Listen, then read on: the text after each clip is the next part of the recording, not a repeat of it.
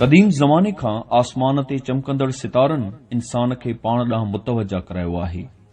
इंसाननि चंड ऐं सितारनि खे मुख़्तलिफ़ वक़्तनि ते पंहिंजे अक़ुल आहर मुख़्तलिफ़ अक़ीदनि सां बि जोड़ियो त कॾहिं वरी उन्हनि खे जादुई रोशनी सॾियो आहे। इंसान जी खोजना करण वारी सोच सबबि जिते ॿियनि साइंसी इल्मनि तरक़ी कई आहे, उते फ़ल्कियात जे इल्म में बि काफ़ी तरक़ी थी आहे ऐं मुख़्तलिफ़ नज़रियनि बि जनम वरितो आहे। अॼु जे दौर में फ़ल्कियात बाबति जेतिरी ॼाण मौजूदु आहे, क़दीम ज़माने में उन जो तसवुर करण बि महाल हो। ॿियनि सयारनि, ॾुराहनि, सितारनि ऐं कहकशाउनि बाबति ॼाण मुख़्तलिफ़ अंदाज़ में यकीनन असांजे लाइ वॾी दिलचस्पी ऐं तजस्सुस जो बाइस रहियो आहे, पर उन्हनि सभिनी में असांजो पंहिंजो गिरह यानी धरती बि निहायती मुनफ़रिद ऐं ध्यानु छिकाईंदड़ रहियो आहे, जेको पंहिंजे अंदरि केतिराई राज़ रखंदड़ आहे। असांजी धरती ॿियनि खां मुनफ़रिद उन्ही जे करे ई आहे जो हीउ ई उहो वाहिद गिरह आहे जंहिं ते ज़िंदगी मौजूदु आहे। ज़मीन जी जोग्राफियाई तारीख़ निहायती दिलचस्प आहे। छा असां कॾहिं इहो सोचियो आहे त जंहिं ग्रह ते असीं इंसान सदियुनि खां आबाद आहियूं, उहो वजूद में कीअं आयो? जीअं काइनात जी हर शइ जो को न को नुक़्ताए आगाज़ रहियो आहे, अहिड़ी रीति ज़मीन जी शुरूआत बि थी। अहम सवाल इहो आहे त आख़िरकार ज़मीन कहिड़ी रीति जुड़ी ऐं कहिड़ी रीति इर्तिका जा मरहला तय कंदी मौजूदा दौर ताईं पहुती। ज़मीन जे किसे जी शुरूआत अॼु खां 5 अरब साल अॻु शमसी नेबुला में थी। उन ज़माने में सिज जे गिर्द सयारा न बल्कि धूड़ जा ककर गर्दिश कंदा हुआ। हिक ॿिए ॾांहुं छिक थियण सबबि उन्हनि धूड़ वारनि ककरनि पत्थरनि जी सूरत अख़्तियार करण शुरू कई ऐं केतिरनि ई मिलियन सालनि जे अरसे दौरान उन्हनि पत्थरनि ऐं जबलनि मिली वरी केतिरनि ई सयारनि खे जनम ॾिनो। 4.45 अरब साल अॻु ताईं सिज जे गिर्द केतिराई सयारा वजूद वठी चुका हुआ।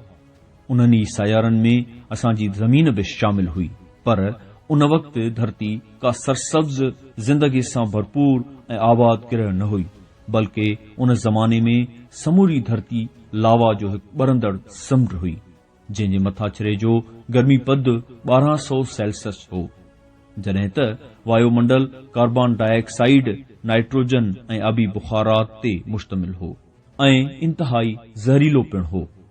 उन वक़्तु ज़मीन ते ज़िंदगी जो तसवुर करण बि महाल हो। वक़्तु पंहिंजी रफ़्तार सां गुज़रंदो रहियो ऐं 4.5 अरब साल अॻु ज़मीन जे वजूद खे तॾहिं हिकु शदीद ख़तरो दरपेश अची वियो जॾहिं हिकु मरीख़ जेतिरो सयारो थिया नाले ज़मीन जी कशिश वारे मैदान में दाख़िल थी तेज़ रफ़्तारीअ सां ज़मीन ॾांहुं वधण लॻो, जंहिंजे नतीजे में थिया ऐं ज़मीन जे विच में शदीद टकर थियो। उन टकर जी शिदत एॾी त घणी हुई जो ॿई गिरह ॻरी लावा जो समुंड बणिजी विया।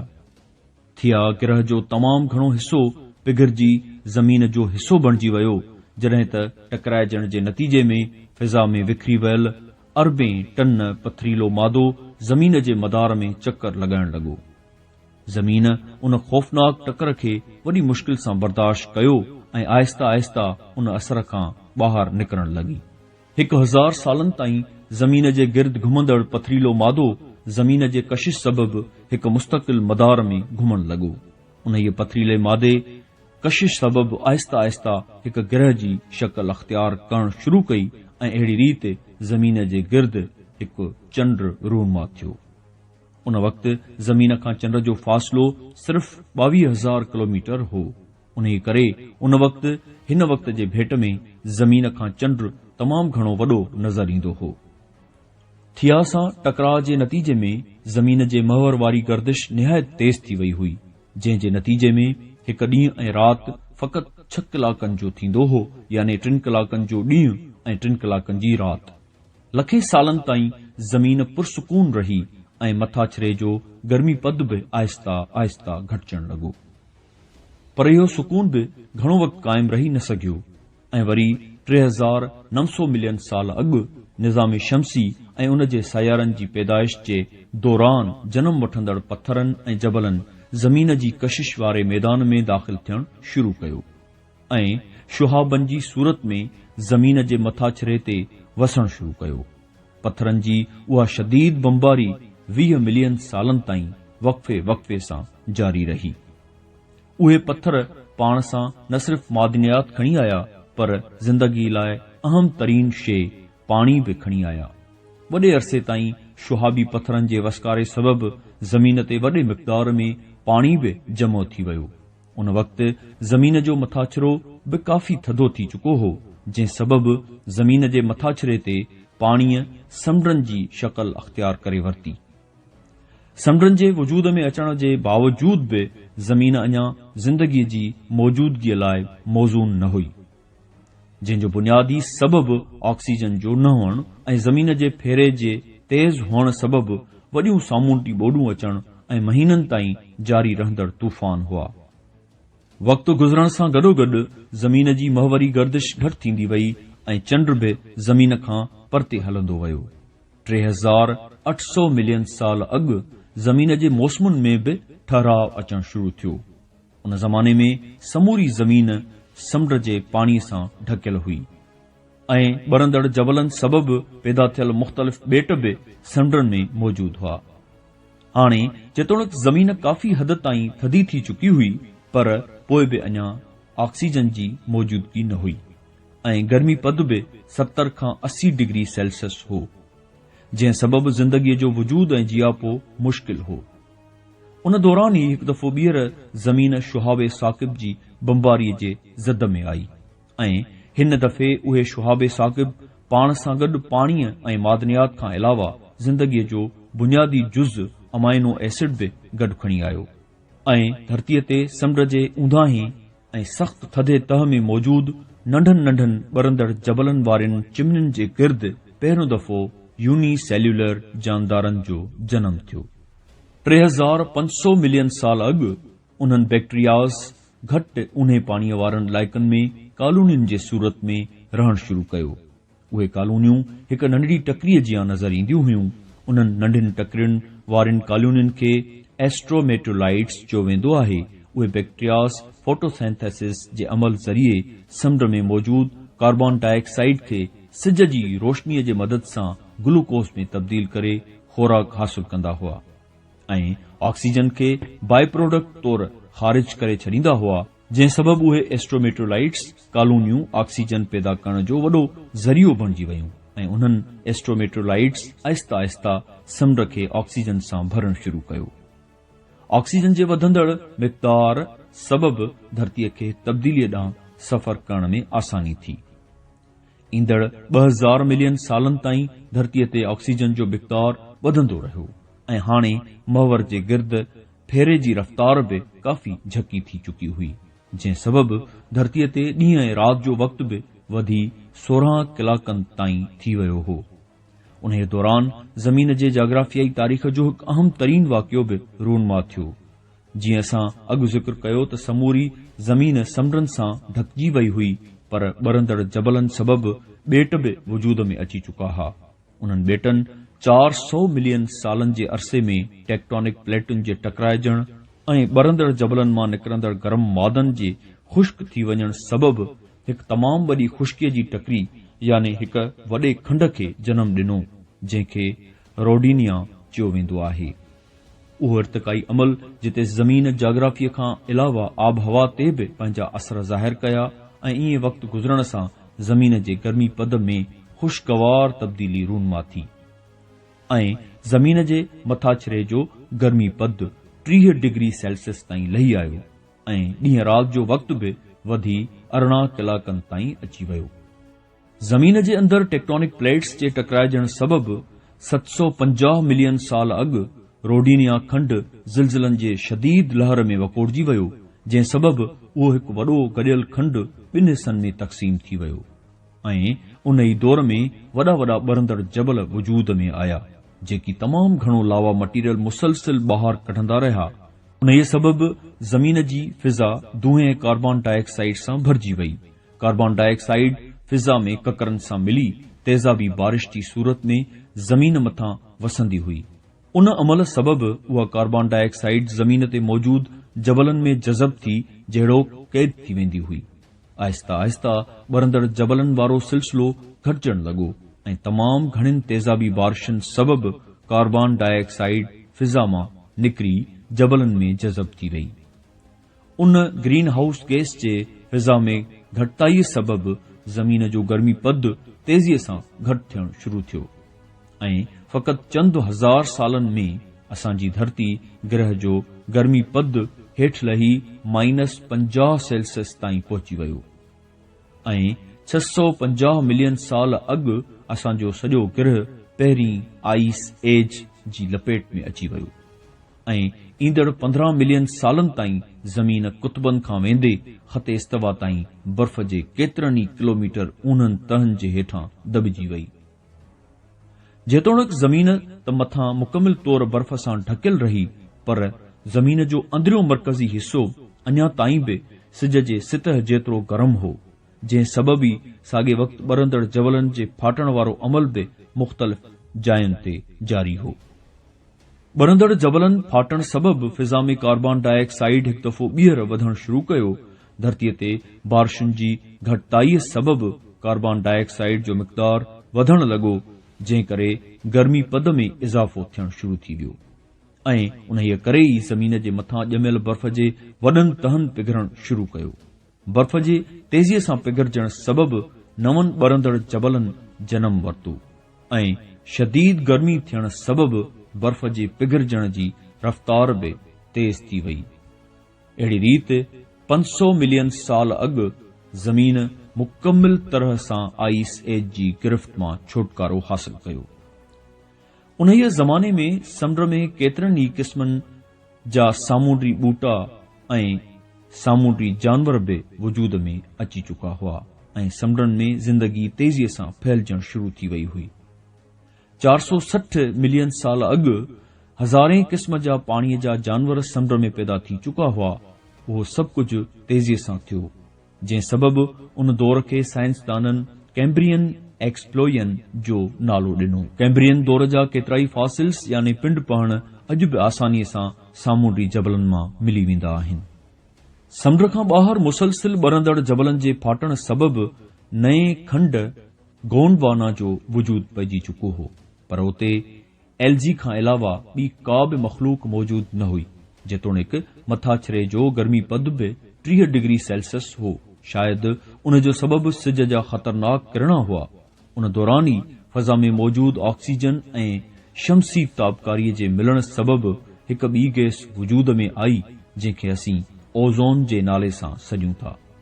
ईंदड़ 120 मिलियन सालनि ताईं ओज़ोन गैस में मुसलसिल इज़ाफ़ो थींदो रहियो, जंहिं सबबि ई ज़मीन सिज जे ख़तरनाक अल्ट्रावायलेट किरणनि खां महफ़ूज़ थी वई। आहिस्ता आहिस्ता 375 मिलियन साल अॻु आख़िरकार ज़मीन जे ख़ुश्कीअ वारनि हिस्सनि ते बि ॿूटनि ऐं एम्फेबियन जानवरनि जो जनम थियणु शुरू थियो। ईअं 360 मिलियन साल अॻु टेट्रोपोड जानदारनि मुकमिल तौर ज़मीन जे ख़ुश्कीअ वारे हिसे खे पंहिंजो घर बणाए छॾियो हो ऐं पूरो गोंडवाना घाटनि ॿेलनि सां ढकिजी वियो। ज़िंदगी ज़मीन ते तेज़ीअ सां फैलजणु शुरू कयो। 125 मिलियन सालनि ताईं ज़मीन ते मुख़्तलिफ़ क़िस्म जा जानदार ऐं ॿूटा पैदा थींदा रहिया, पर पोइ 250 मिलियन साल अॻु ज़मीन फाटण ऐं ॿरंदड़ जबलनि में इज़ाफ़े थियण जो हिकु सिलसिलो शुरू थी वियो। उन अमल खे साइंसदान साइबेरियन इरप्शन जो नालो ॾियनि था। इहो अमल एॾो त वॾे पैमाने ते हो जो गोंडवाना खंड जो हिकु तमामु वॾो हिसो, जंहिंजी एराज़ी 7 मिलियन स्क्वायर किलोमीटर हुई, सो समूरो हिसो ॿरंदड़ जबलनि जे ज़द में अची वियो ऐं उन्हनि ॿरंदड़ जबलनि वारी ख़ाक पूरे खंड खे पंहिंजे दूंहें में वकोड़े छॾियो। उन्हीअ अमल ज़मीन जे मौसमी निज़ाम खे दरम भरम करे छॾियो, जंहिंसां ज़मीन जो गर्मी पद वधणु शुरू थी वियो ऐं गोंडवाना खंड ते मौजूद सभु ढंढूं ख़ुश्क थी वयूं। सल्फ्यूरिक एसिड जे बारिशुनि ज़मीन खे जहिड़ो साड़े रख करे छॾियो, जंहिंसां ख़ुश्कीअ ते मौजूद तक़रीबन समूरी निबातात ऐं हैवानी ज़िंदगीअ जो ख़ात्मो अची वियो। गर्मी पद जे उन तब्दीलीअ सबबि समुंड में मौजूद ऑक्सीजन बि घटिजणु शुरू थी वई, जंहिं जे करे ॻाढ़ी एल्जी खां अलावा समूरी सामूंडी ज़िंदगीअ जो बि ख़ात्मो अची वियो। समुंड जे तहनि में ॼमियल मीथेन गैस बि वॾे पैमाने ते ख़ारिज थियणु शुरू थी वई, जंहिं पिणु ज़मीन जो गर्मीपद वधाइण में निहायती अहम किरदारु अदा कयो। कुझु ई सालनि में ज़मीन जो सरासरी गर्मीपद 30 डिग्री सेंटीग्रेड मां वधी 40 डिग्री सेंटीग्रेड थी वियो। इहो ॿरंदड़ जबलनि वारो अमल एॾो त शदीद हो जो 1/2 मिलियन सालनि ताईं बि जारी रहियो ऐं उन्हनि ॿरंदड़ जबलनि ई गोंडवाना खंड जे लॻभॻि अमरीका जेतिरे इलाइक़े खे लावा जो समुंड बणाए छॾियो। ज़मीन जे उन दौर खे साइंसदान परमियन एक्सटिंक्शन जो नालो ॾियनि था। उन ई दौर में ज़मीन तां लॻभॻि 95% ज़िंदगीअ जो ख़ात्मो थी वियो।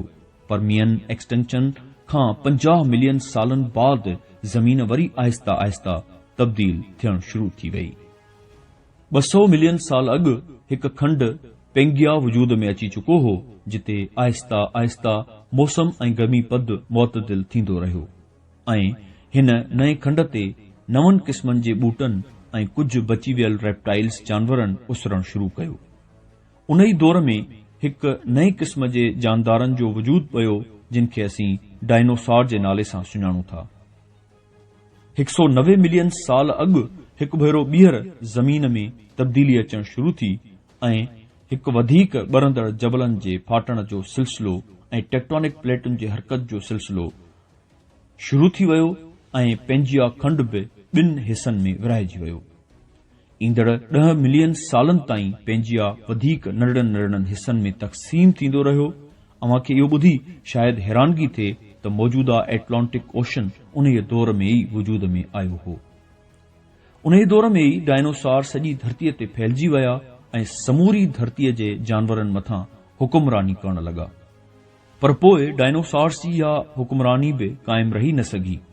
65 मिलियन साल अॻु माउंट एवरेस्ट जेतिरो वॾो हिकु शुहाबे साक़िब ज़मीन जे कशिश वारे मैदान में दाख़िल थियो ऐं 75,000 फी कलाक जी रफ़्तार सां ज़मीन ॾांहुं वधणु लॻो ऐं आख़िरकार गल्फ ऑफ मैक्सिको वारी जाइ ते शुहाबे साक़िब जो ज़मीन सां ज़बरदस्त क़िस्म जो टकराव थियो। उन टकराव सबबि हज़ारें फुट बुलंद सोनामी जूं लहरूं उथियूं, जिन सबबि सामूंडी किनारनि वारनि इलाइक़नि में तबाही अची वई। टकराव सबबि पैदा थींदड़ बाहि जा शोला हज़ारें किलोमीटरनि ताईं ज़मीन ते किरंदा रहिया ऐं पूरी धरतीअ खे धूड़, ख़ाक ऐं दूंहें पंहिंजे लपेट में आणे छॾियो। शदीद गर्मी सबबि ॿेला मुकमिल तौर ते ख़ाक जे ढेर में तब्दील थी विया। टकराव सबबि केतिरनि ई सालनि ताईं उॾामंदड़ धूड़ सिज जे रोशनीअ खे ज़मीन जे मथाछिरे ताईं पहुचणु न ॾिनो, जंहिं सबबि बचियल वण बि सड़ी विया। उन मौसमी तब्दीलीअ सबबि डायनोसॉर्स जो बि ख़ात्मो अची वियो ऐं इन तरह डायनोसॉर्स जो 165 मिलियन सालनि वारो ड्रिघो हुकुमरानी वारो दौर बि पुॼाणीअ ते पहुतो। बाक़ी बचा त सिर्फ़ कुझु नंढड़ा जानदार। वक़्तु गुज़रंदो रहियो ऐं 47 मिलियन साल अॻु ताईं ज़मीन आहिस्ता आहिस्ता पुरसुकून थियणु शुरू थी वई ऐं गर्मीपद 25 डिग्री थी वियो। ॾींहुं राति जो वक़्तु बि 24 कलाकनि जो थी वियो। उन ई अरसे में इंडियन ऐं एशियन टेक्टोनिक प्लेट जे टकराइजण जे नतीजे में हिमालया जो जाबलू सिलसिलो बि वजूद में अची वियो, जंहिं में माउंट एवरेस्ट ऐं केटू बि शामिल आहिनि। अॼु खां 20 मिलियन साल अॻु ज़मीन आहिस्ता आहिस्ता पंहिंजी मौजूदा सूरत में पहुची चुकी हुई। साइंसदाननि खे अॼु खां 3 मिलियन साल अॻु ज़मीन ते इंसानी आबादियुनि जा सबूत मिलिया आहिनि। इंसानी आबादियूं आहिस्ता आहिस्ता दुनिया में फैलजण लॻियूं, पर गॾोगॾु असांजे धरतीअ ते तब्दीलियुनि वारो अमल अञा बि जारी हो। 70,000 साल अॻु मौसमी तब्दीलियुनि गर्मीपद में घटिताई ऐं कुतबनि ते बर्फ़ में इज़ाफ़े सबबि समुंडनि जी ऊचाई घटि थियणु शुरू थी ऐं 40,000 साल अॻु फ़िज़ा में कार्बन डाइऑक्साइड जी घटिताई सबबि ॿी आइस एज ज़मीन खे पंहिंजी लपेट में आणे छॾियो ऐं लॻभॻि समूरी ज़मीन बर्फ़ जे तह जे हेठां अची वई। 14,000 साल अॻु ज़मीन ॿीहर गरम थियणु शुरू थी ऐं 10,000 सालनि जे अरसे में यानी अॼु खां 4,000 साल अॻु ताईं ज़मीन तां बर्फ़ मुकमिल तौर ते ग़ाइब थी सिर्फ़ कुतबनि ताईं महदूद रहिजी वई ऐं ज़मीन मुकमिल तौर ते पंहिंजे मौजूदा दौर में दाख़िल थी वई। हिन जाग्राफियाई तारीख़ मां अव्हां हिक ॻाल्हि जो अंदाज़ो ज़रूर लगायो हूंदो त असांजी ज़मीन हिक मुतहरिक ऐं तब्दील थींदड़ ग्रह आहे, जंहिंमें मुसलसिल जाग्राफियाई तब्दीलियूं रूनमा थींदियूं रहनि थियूं ऐं आईंदा बि अहिड़ियूं तब्दीलियूं ईंदियूं रहंदियूं। सिंधीअ में बुनियादी साइंस वारनि हिननि वीडियोज़ खे नौजवान शागिर्दनि सां शेयर करियो त जीअं असीं सिंधीअ में साइंसी ॼाण वारे हिन सफ़र जो बुनियादी मक़सदु हासिल करे सघूं। उस्तादनि खे गुज़ारिश इहा हूंदी त सिंधीअ में ठाहियल साइंसी वीडियोज़ पंहिंजे क्लासिस में ॿारनि खे ॾेखारियो ऐं उन्हनि जे ॼाण जी खाण में इज़ाफ़ो करियो। हिन क़िस्म जे सिंधीअ में साइंसी वीडियोज़ लाइ असांजो चैनल साहत टीवी रिज़वान गुल सब्सक्राइब करियो, जीअं अव्हां खे बर वक़्तु वीडियोज़ अपलोड थियण सां ई इतला मिली सघे।